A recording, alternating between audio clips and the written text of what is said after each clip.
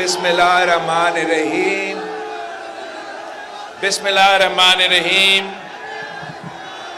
السلام علیکم جی بھٹو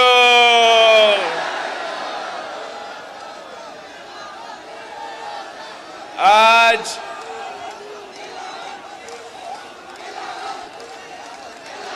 میں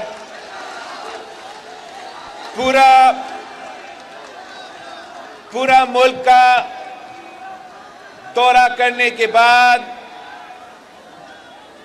پختونخوا کے پہاڑوں سے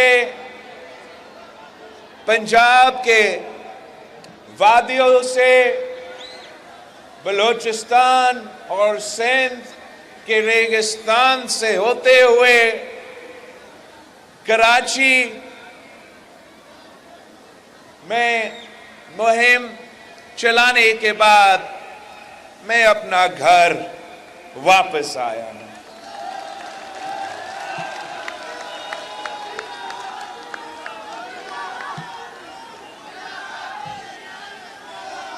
میں سب سے پہلے تو لارکانوں کے عوام کا شکر گزار ہوں۔ Thank you thank you thank you لارکانوں، آپ نے ہمارے ساتھ جو وفاداری لارکانوں کے عوام نے میرے ساتھ، میرے خاندان کے ساتھ، میرا سیاسی جماعت کے ساتھ دکھایا ہے، آپ نے تو دنیا میں اپنا ہی تاریخ رقم کیا ہے۔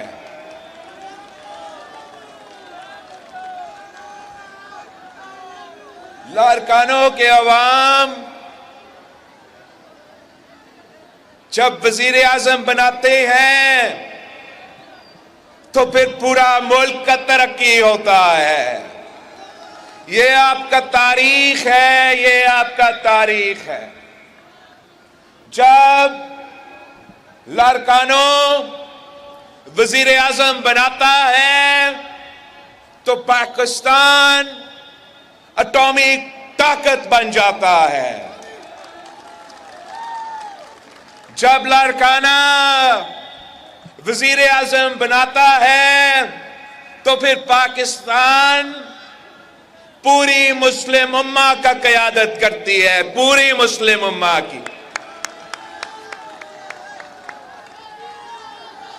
جب لارکانہ وزیر اعظم بناتا ہے تو پوری دنیا اس وزیر اعظم کا بات مانتی ہے، چاہے وہ مغرب ہو، چاہے وہ مشرق ہو، چاہے وہ چین ہو، چاہے وہ امریکہ ہو، دنیا کو معلوم ہوتا ہے کہ یہ تو عوام کا اصل نمائندگی کرنے والا ہے۔ جب لارکانوں وزیر اعظم بناتا ہے تو پسماندہ طبقات کا نمائندگی ہوتا ہے، اس ملک کا عوام کا نمائندگی ہوتا ہے۔ ترقی، لارکانوں کا وزیر اعظم جب ترقی کی بات کرتے ہیں تو وہ اپنی ترقی کی نہیں، اپنے دوستوں کی ترقی کی نہیں، امیروں اور اشرافیوں کی ترقی کی نہیں، اس ملک کی عوام کی ترقی کی بات کرتے ہیں۔ جب لارکانہ کا وزیر اعظم بنتا ہے تو پھر اس ملک کی مزدوروں کو محنت کا صلہ بھی ملتا ہے، اس ملک کے ہاریوں کو، اس ملک کے کسانوں کو اپنی فصل کی قیمت بھی ملتی ہے، اس ملک کے نوجوانوں کو، میرے بھائیوں کو، میرے بہنوں کو روزگار کے مواقع ملتے ہیں۔ جب لارکانوں کا وزیر اعظم بنتا ہے تو اس ملک کا سفید پوش طبقہ بھی ترقی کرتا ہے. جب لارکانوں کا وزیر اعظم بنتا ہے تو وہ محنت کرنے والے، وہ چھوٹے تاجر، وہ بھی ترقی کرتے ہیں. جب لارکانوں کا وزیر اعظم بنتا ہے تو پھر اس ملک میں بلا تفریق کام کیا جاتا ہے. جب لارکانوں کا وزیر اعظم بنتا ہے تو اس ملک کی خواتین کی خیال رکھا جاتا ہے. جب لارکانوں کا وزیر اعظم بنتا ہے تو اس ملک کی اقلیتوں کو تحفظ دیا جاتا ہے. بڑے عرصے سے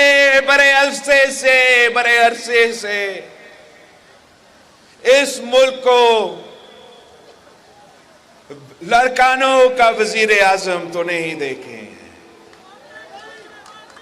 اور اب باری ہے آپ کی، باری ہے لارکانوں کی، عوام کی. یہ تمام سیاسی جماعتیں آپ دیکھیں ان کو، تمام جو الیکشن میں حصے لے رہے ہیں، یہ اب ماضی کا حصہ بن چکے ہیں. وہ اب اپنا آخری اننگز کھیل رہے ہیں، اپنے آخری اننگز کھیل رہے ہیں. ہم نے ان سب کو دیکھا ہے، ان سب کو بھگتتا ہے.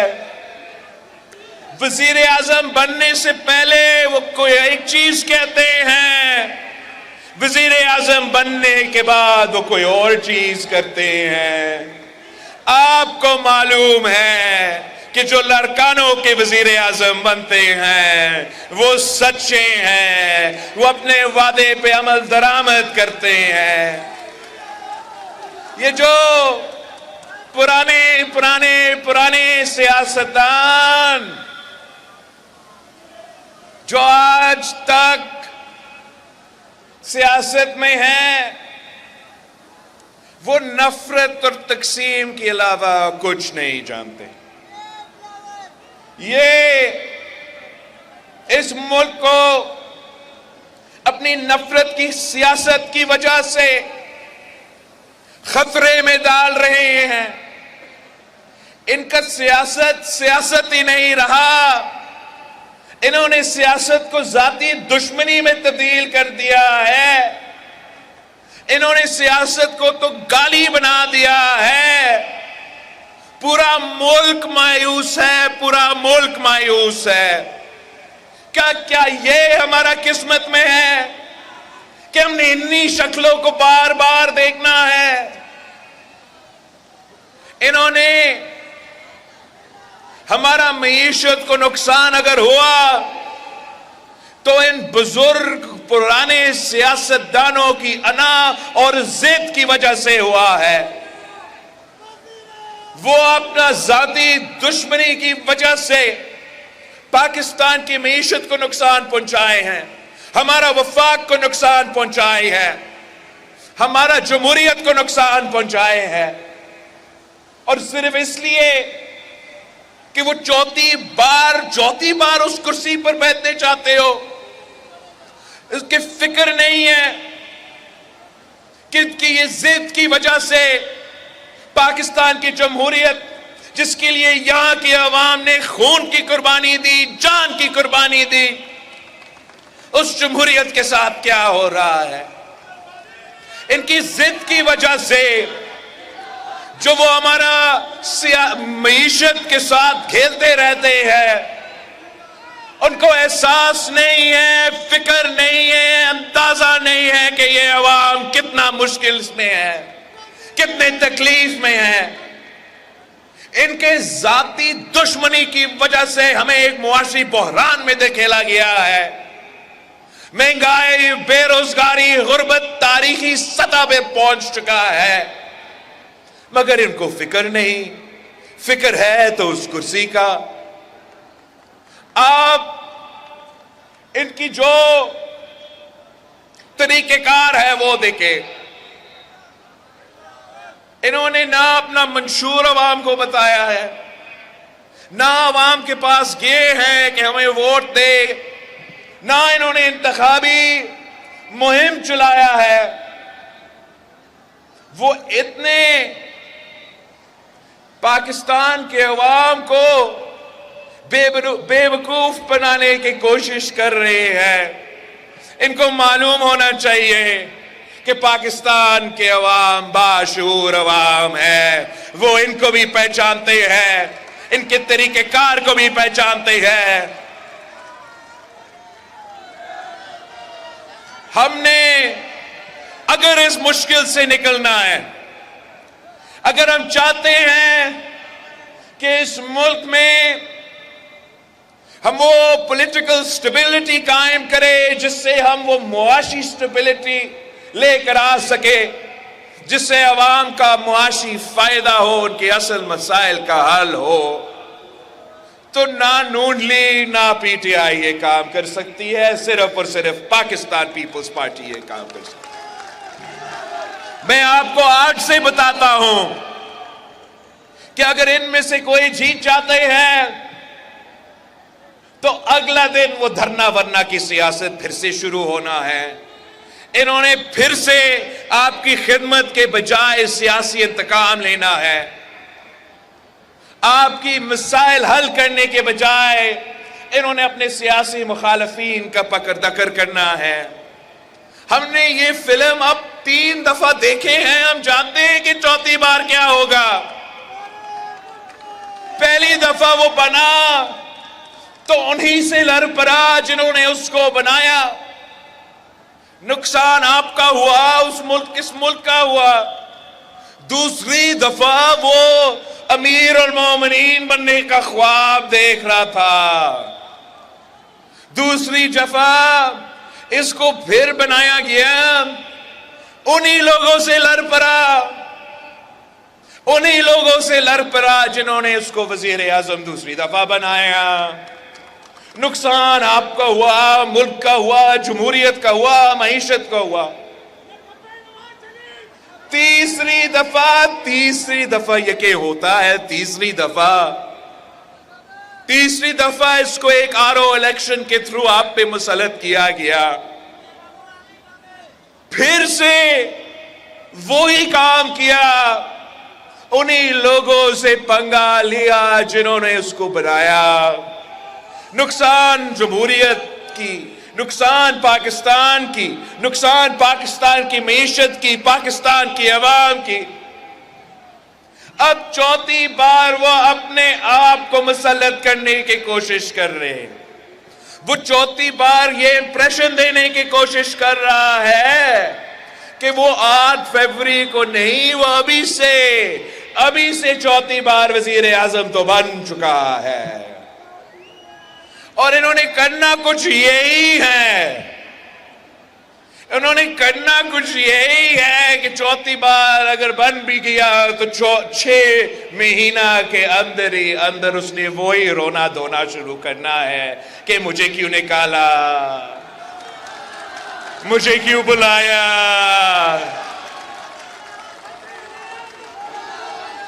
آپ نے 8 فروری کو ان کو منہ توڑ جواب دینا ہے. 8 فروری کو تیر پہ تھپا لگا کر آپ نے شیر کا راستہ روکنا ہے. یہ وہ شیر ہے جو عوام کا خون چوستا ہے. یہ مزدوروں کا خون چوستا ہے، کسانوں کا خون چوستا ہے، غریبوں کا خون چوستا ہے. ایک ہی راستہ ہے کہ آپ اس تیر اور شیر کا جو مقابلہ ہو رہا ہے کہ پاکستان کے عوام پاکستان پیپلز پارٹی کے ساتھ تھے، تیر پہ تھپا لگائے، تیر پر مور لگائے اور ہم مل کے شیر کا شکار کر سکیں گے. ہم نے حکومت میں آ کے دو کام کرنا ہے. ایک، ہم نے یہ نفرت اور تقسیم کی سیاست کو دفن کرنا ہے. ہم نے پاکستان کو جوڑنا ہے، تقسیم نہیں کرنا.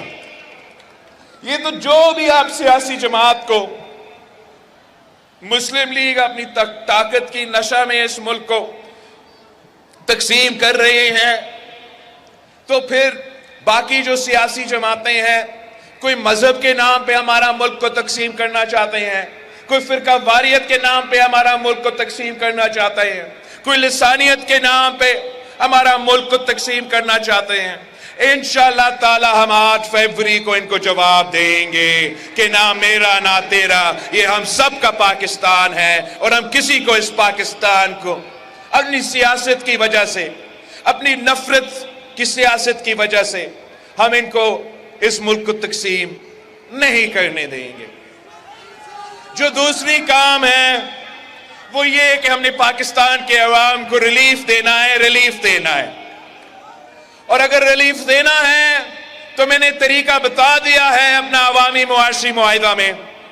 بڑا آسان ہے، اتنا مشکل نہیں ہے کہ ریلیف دینے کے لیے آپ کو پیسہ کی ضرورت ہے. پوری دنیا کہہ رہے ہیں کہ پاکستان کو مشکل معاشی فیصلے لینے چاہیے، تو یہ میرا مشکل معاشی فیصلے ہوں گے کہ ایک جو 17 وزارتیں وفاق میں آج تک چلتے آ رہے ہیں، ان کو 2015 میں ڈیوالو ہو کے صوبوں کے پاس منتقل ہونے چاہیے تھے. نہ میاں صاحب نے کیا، نہ خان صاحب نے کیا، اور سالانہ آپ کا 300 ارب روپیہ ان وزارتوں کو چلانے میں ضائع ہو جاتے ہیں. ساتھ ساتھ اشرافیہ کو سالانہ 1500 ارب سبسڈی کی صورت میں ریلیف دیا جاتا ہے. سبسڈی کی صورت میں اشرافیہ کو 1500 ارب سالانہ آپ کا پیسہ، اس ملک کے غریب عوام کا پیسہ اشرافیہ کو جاتا ہے. تو میں نے طے کیا ہے کہ ہم وہ 17 وزارتیں بھی بند کریں گے. ہم یہ اشرافیہ سے بھی یہ سبسڈی، یہ پیسہ چھین کے عوام پہ خرچ کریں گے، لڑکانوں کے عوام پہ خرچ کریں گے. ہم انشاءاللہ تعالی اگر ہمیں وفاقی حکومت ملا تو ہمارا پہلا وعدہ ہے کہ ہم پاکستان کے عوام کا آمدنی میں نہ صرف اضافہ کریں گے مگر اس کو دگنی کر کے دکھائیں گے. ہم پاکستان کے غریب عوام کو 300 یونٹ مفت بجلی سولر کے تھرو دلوائیں گے انشاءاللہ تعالی. ہم 30 لاکھ گھر اس ملک کے غریب عوام کے لیے بنائیں گے، اور اس گھر میں رہنے والے خواتین کو مالکانہ حقوق دلوائیں گے. اور ملک بھر میں جو کچی آبادیاں ہیں ان تمام کچی آبادیوں کو ریگولرائز کر کے وہاں کے رہنے والوں کو مالکانہ حقوق دلوائیں گے. ہم بے نظیر انکم سپورٹ پروگرام میں اضافہ بھی کریں گے، مگر ساتھ ساتھ اپنے نوجوانوں کے لیے بے نظیر یوتھ کارڈ لے کے دیں گے تاکہ ان کو مالی مدد ملے. اپنے مزدوروں کے لیے بے نظیر مزدور کارڈ لے کے دیں گے تاکہ ہمارے جو مزدور ہیں ان کو اپنا محنت کا صلہ ملے، ان کو اپنا پینشن ملے، ان کے بچوں کا، ان کے بزرگوں کا ہم خیال رکھ سکے.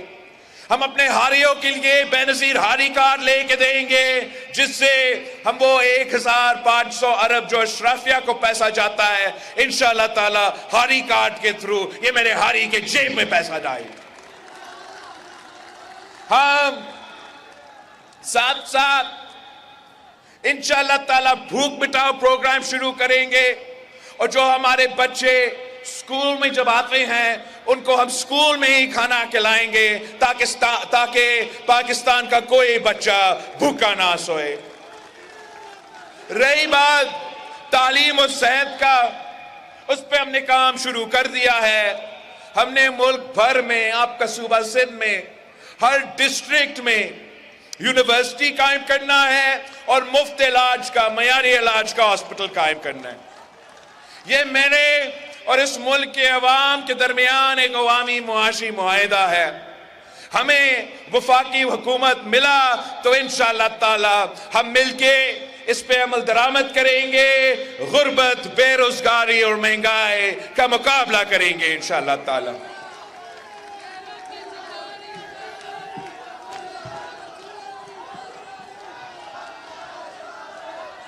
मैं बाकी सियासतदानों की तरह मैं जाती अना की सियासत नहीं करता। मैं समझता हूं कि मेहनत करना चाहिए, मेहनत का फल जरूर मिलता, हार जीत अल्लाह ताला के हाथ में होते हैं। अगर इंशाअल्लाह ताला वैसे आप जीत रहे हो, मैं आपको बताऊं आप तो जीत रहे हो। मियां साहब के हालात बहुत ही पतले हैं भाई, बहुत ही पतले हैं। उनको मालूम ही नहीं है, इसलिए वो खुद गया ही नहीं ना। मैं पूरा मुल्क का दौरा करके आया हूं। तो पख्तूनख्वा के बारे में आपको बता दूं कि मियां साहब तो अपना सीट हार रहा है, बाकी पख्तूनख्वा तो दूर की बात है। बलूचिस्तान से मैं होकर आया हूं। मैं चैलेंज करता हूं किसी और जमात को, किसी और वफाकी जमात को कि आए बलूचिस्तान में किसी भी इलाका में जाके पाकिस्तान पीपल्स पार्टी ने जैसे क्वेटा में जलसा किया, अगर आप वो मुकाबला कर सकते हो तो मान जाएंगे। वरना ग्राउंड रियलिटी ये है बलूचिस्तान में, ऊपर से अगर कुछ होता है मुझे नहीं मालूम, ग्राउंड रियलिटी बलूचिस्तान में ये है कि पाकिस्तान पीपल्स पार्टी तो आगे ही आगे है और बाकी जो इकतीस रहते हैं, मेरे मक्सी साहिबान बैठते हैं, वो मुझे दिलवाएंगे। फिर रही बात जनूबी पंजाब की, हमारा वसीब की, मैं आपको बताऊं कि इस बार मियां साहिबान ने मुल्तान जैसे शहर में जलसा किया ही नहीं। मतलब वसीब उनके हाथ से तो गया। आज जाते हम जीटी रोड पे जितना टफ टाइम मियां साहब को इस वक्त दिया जा रहा है, सब कुछ होने के बावजूद इतना टफ टाइम दिया जा रहे हैं कि इनका पसीना छूट रहे हैं, पसीना छूट। पता नहीं, मुझे तो लगता है कि वहां भी मुश्किल होगा। चंद सीटें तो जरूर निकाल देंगे, मगर क्लीन स्वीप वाला हालात वो तो ग्राउंड रियलिटीज के मुताबिक नहीं है। आते हम लाहौर पे यार, लाहौर, इनका तख्ते लाहौर हिल रहा है, ऐसे हिल रहा है।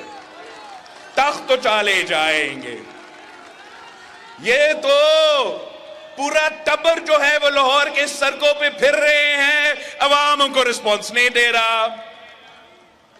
बहन किसी पे, भाई किसी पे, मियां साहब दूसरी जगह, छोटे मियां भी भाग दौड़, अवाम तो इनको शक्ल ही नहीं देखना चाह रहे, शक्ल ही नहीं देखना चाह। मैं लाहौर गया हूं, मैं लाहौर से इलेक्शन लड़ रहा हूं, उसी शहर से जहां इस जमात की बुनियाद रखी गई। और मैं आपको बताऊं कि अगर फ्री एंड फेयर इलेक्शंस होता है, लेवल प्लेइंग फील्ड मिलता है, तो मैं वो लाहौर सीट का जो सीट है आपके लिए जीत के मैं वो आपको सीट दिलवाऊंगा। आज जाते हैं हमारा सिंध, आज जाते हैं हम सिंध में। मैं ये तो नहीं कह सकता हूं कि मैंने दूध और शहद के नहरें बहा दिए हैं। मैं जानता हूं कि मसाइल हैं, मसले हैं, मुश्किलात हैं, मगर मैं यहां के अवाम को सलाम पेश करता हूं, सलाम पेश करता हूं। आपने जिस वफादारी के साथ पाकिस्तान पीपल्स पार्टी के साथ दिए हैं, हर इलेक्शन में हमें पिछले इलेक्शन से ज्यादा सीटें दिलवाए हैं। ग्राउंड रियलिटी, अगर कोई मियां साहब का रोना धोना ना माने تو سندھ کا حقیقت یہ ہے کہ تمام تیروں کی بارش اتنا زیادہ ہو رہا ہے کہ آپ جس طریقے سے بلدیاتی الیکشنز میں پورا سندھ سویپ کر چکے ہیں نا، مجھے 8 فروری کو اس کا ایکشن ریپلے نظر آ رہا ہے.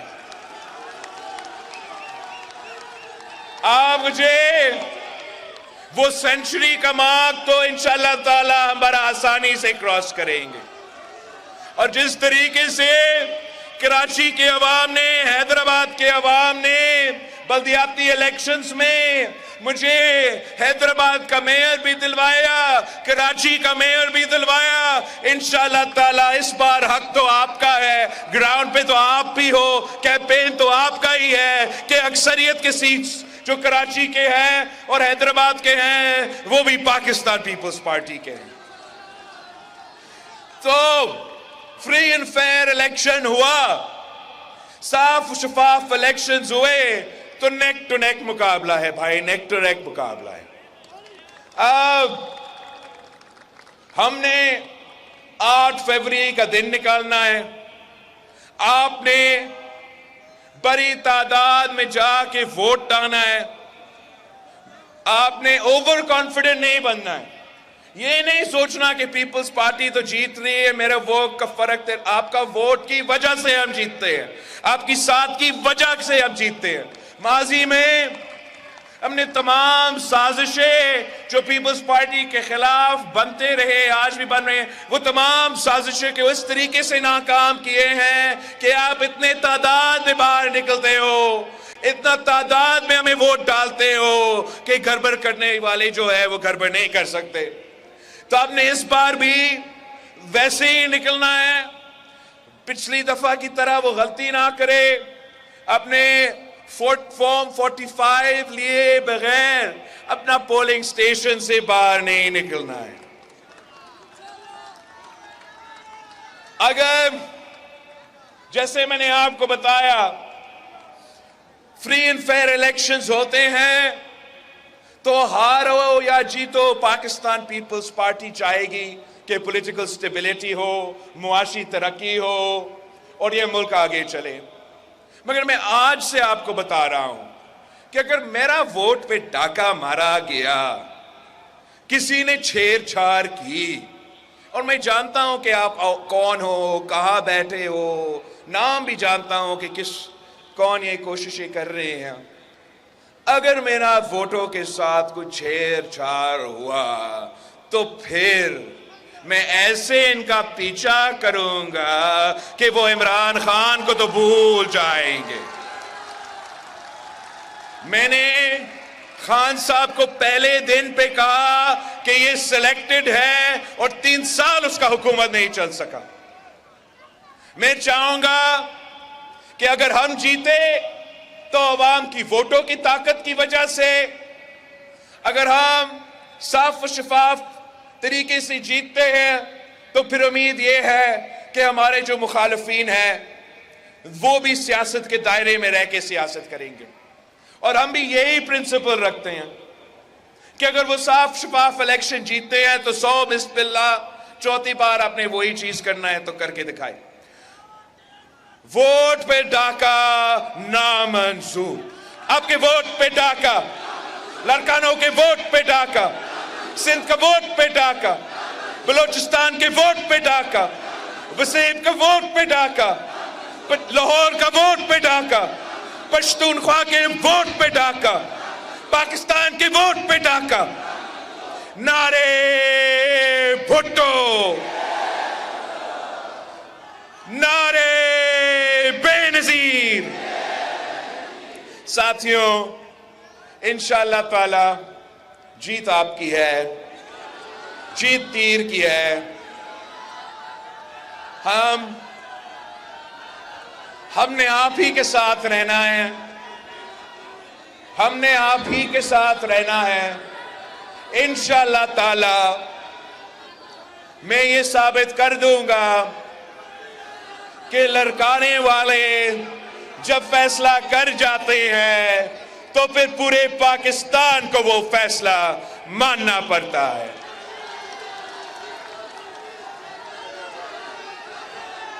آپ سب کا بہت شکریہ. آپ نے اب پوری نیند کرنی آج رات، اس لیے اگلے چند دنوں میں ہمیں نیند نہیں ملے گی جب تک ہم اپنے ریزلٹس کے ساتھ باہر نہیں نکلتے. جیو لڑکانوں والو، جیو.